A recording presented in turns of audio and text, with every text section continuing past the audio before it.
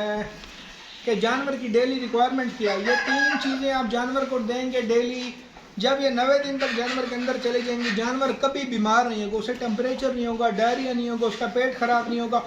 Heat पर है तो वक्त पर हीट पर आएगा, दूध है तो मिल्क प्रोडक्शन पूरा करेगा, गाय कभी डाउन नहीं होगी, मौसमी असरात पर गाय का असर नहीं होगा। ये जो सारा डेयरी फार्मिंग का कॉन्सेप्ट है ना, ये आप मेरे साइडों पर देख रही हैं जानवर, ये सारे का सारा इकोनॉमिक्स पर बेस करता है। यहाँ अकल दिमाग से चलता है। इन जानवरों को डेली टीके नहीं लगाने होते, इन्हें बीमार नहीं करना होता। डेयरी फार्मिंग में डॉक्टर रखने का मकसद ये होता है कि वो जानवर को बीमार होने ना दे।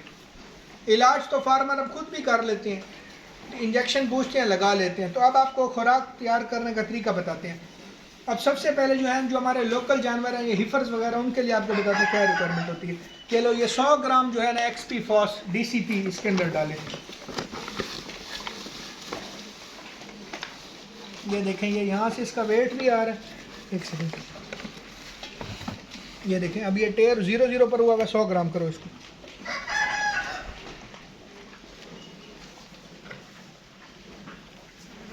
बस ठीक है, ये हो गया जी 100 ग्राम। ठीक है, अब इसके अंदर क्या करेंगे, टॉक्सिन बाइंडर एक जानवर को 30 ग्राम होता है, 30 ग्राम टॉक्सिन बाइंडर डालिए।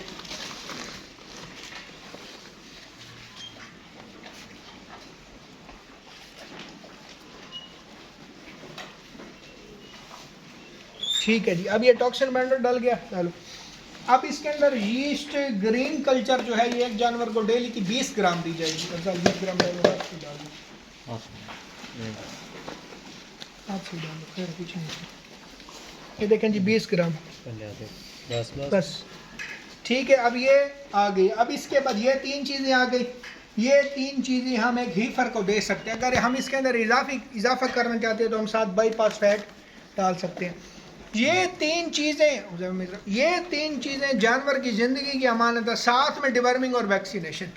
आपको डॉक्टर की ज़रूरत ही नहीं पड़ेगी, जानवर बीमार ही नहीं होगा। जो जानवर पर आप किसी भी डॉक्टर को बुलाकर उसका ट्रीटमेंट पर खर्चा करते हैं, जानवर का दूध कम होता है, जानवर 3 दिन बीमार रहता है, उसके बाद 3 दिन रिकवरी पर लगता है। उससे बेहतर आप ये दें, जानवर बीमार होगा ही नहीं। ये हमने अब यहाँ पर डाल दिया। अब इसके बाद जो है, जो हमारे पास VVIP काउज होती हैं, यानी कि जिनका मिल्क 20+ होता है, या जानवर वो जो बीमार होता है, तो हम VVIP जानवर को क्या चीज़ देते हैं। उसके लिए हमारे पास ये अच्छे वाला जो है ना मिनरल मिक्सर कोरिया से इम्पोर्ट किया, हम ये डालेंगे जी 100 ग्राम।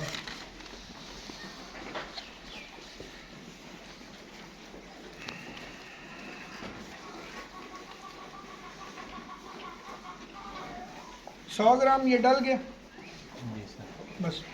इसके बाद इसमें टॉक्सिन बाइंडर डालें 30 ग्राम। टॉक्सिन बाइंडर पर हम लोगों ने हमने कभी कंप्रोमाइज नहीं करना। गंदा टॉक्सिन बाइंडर नहीं लेना। गंदा टॉक्सिन बाइंडर क्या करेगा, ये आपके मिनरल को बाइंड कर लेगा। फार्म्स पर ये बड़ा डिफरेंट होता है, भाई मिनरल बाइंड कर लेता है, वो मिनरल टॉक्सिन देते हैं, फ़ायदा ही नहीं होता। अगर आप इस तरह का है ना, आपके पास लोकल कंपनी का टॉक्सिन बाइंडर, आपने एक टाइम में टॉक्सिन अलहदा देना और मिल्क कैल्शियम जो है ना अलहदा देना।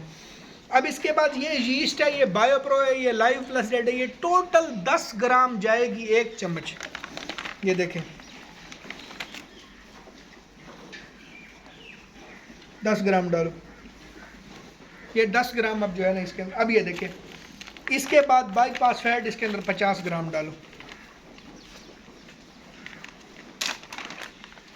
ये बाईपास फैट जानवर को मोटा करने के लिए जो है ना बहुत ज़्यादा ज़रूरी होती है। ये 50 ग्राम डालो इसके अंदर।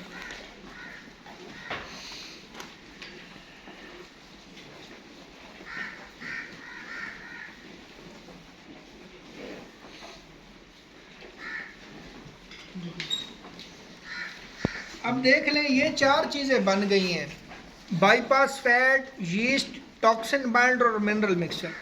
ये 4 चीज़ें आपने, गर्मी है, आंधी है, तूफ़ान है, जानवर परेशान है, बीमार है, उसे आंसू आए में, प्रेग्नेंट है, नॉन प्रेग्नेंट है, कोई भी मसले आप जानवर को ये दे दें। जानवर जब ये खाएगा, शुरू से लेकर 90 दिन के बाद जानवर में आप इसका असर देखेंगे। 3 महीने ये डिपॉजिट होने में लगेगा जानवर के। कैल्शियम जानवर की हड्डी को मजबूत कर देगा। बाईपास फैट, उसके अंदर फैट की मिकदार बढ़ाएगा, दूध गाढ़ा हो जाएगा। अक्सर हम लोग कहते हैं जी दूध फ्रीजन का गाढ़ा नहीं हो रहा। साथ में क्या देंगे, टॉक्सिन बाइंडर जहर को खींच लेगा। और यीस्ट क्या कहेगी, र्यूमिनेशन जो चरा है उसको इंक्रीज करेगी। और जो गोबर है उसमें से फीकल मटेरियल कम निकलेगा, इनडाइजेस्टा कम होगा, डाइजेशन उसके अंदर परसेंटेज बढ़ जाएगी, अब तो 90 to 95% हो जाएगा। ये इस तरह से 4 चीज़ें ये डाल कर दिखाओ किसी भी गाय को, किसी चोरी सामने।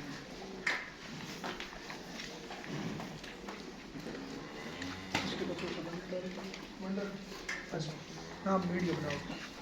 अब ये 4 चीज़ें जो है ना, ये जानवर की ज़िंदगी की अलामत है। कोई भी बंदा पाकिस्तान में अगर डेयरी फार्मिंग करना चाहता है वो इन 4 चीज़ों को पकड़ ले। वसीम, हमें फार्मिंग करते हुए अब कितना अरसा हो गया, आप अपने फार्म को बताएं। तकरीबन 8 से 10 साल। अब 8 से 10 सालों में बताएं, जब ये इस्तेमाल नहीं करते थे और अब जो इस्तेमाल करते हैं, तो इधर आ जाओ ना, क्या फ़र्क है इन चीज़ों का? सर काफ़ी चीज़ों का फ़र्क है, क्योंकि उनकी रूमिनेशन एक तो बढ़ जाती है, दूसरा प्रोडक्शन बढ़ जाती है, मिल्क प्रोडक्शन, और जानवर हेल्दी भी रहते हैं, बीमार। कोई गाय डाउन हुई है अभी तक? नहीं, अब ये मिल्क फीवर का बिल्कुल चांस ही ख़त्म हो जाता है अगर ये चीज़ें रेगुलर चलाएँ। और ये बताएं कि जानवर हीट में कितना आ रहे हैं? ये उसकी ब्रीडिंग के तकरीबन सारे मसाइल वो भी ख़त्म हो जाते हैं, क्योंकि उनकी जो है खुराक न्यूट्रिशन बाकायदा तौर पर, क्योंकि कई दफ़ा नाकस वंडा देने की वजह से टॉक्सिसिटी का लेवल ज़्यादा हो जाता है, या वंडे में यूरिया आ रहा होता है, या किसी भी तरीके से होता है, जानवर गब्बर नहीं हो सकते। अब अगर देखें हमारा ये फार्म है, साइडों पर फसलें लगी हुई हैं, वो स्प्रे हो गया है किसी जहरीली चीज़ का, नाइट्रेट पॉइजनिंग हो, कोई है जानवर अगर वो खा लेंगे जानवर मरेंगे नहीं। इवन हमने केसेस इस तरह के देखे हैं कि अगर सांप भी जानवर को लड़ जाता है ना, तो वो जानवर अगर उसको काबू कर लें और हम उसको जो है ट्रीटमेंट वगैरह पर लें, तो जानवर कम अज़ कम मरता नहीं है। उसमें इतनी इम्यूनिटी होती है कि वो उसको भी गेन, नहीं तो आपको पता है जहर बहुत ज़्यादा ख़राब होता है। ये चीज़ें बहुत ज़्यादा ज़रूरी हैं। अभी हम आपको फार्म का ओवरव्यू दिखाएं, तो यहाँ से देखें जानवरों की हेल्थ स्टेटस। अब देखें जिस्म में शाइनिंग जो है ना, वो इसी तरह से आती है जब हम उनकी प्रॉपर डिवर्मिंग, नाइट्रोक्सी और हम ये चीज़ें लगाएंगे। लेकिन अभी भी मैं आपको बताऊं, डेयरी फार्मिंग इस तरह का नहीं है भाई शेड बना लिया आपने और आपने क्या नाम है न्यूट्रिशन अच्छी कर ली और सैलेड डलवा दी और वंडा बहुत ज़्यादा अच्छा है और ये सारी चीज़ें आपने डाल दी हैं। लेकिन आपने ये क्या करना है, इन सारी चीज़ों के बाद सबसे बेहतर जो है, और 70% है, आपने इसकी नस्ल को बेहतर करना है। बस यहाँ वीडियो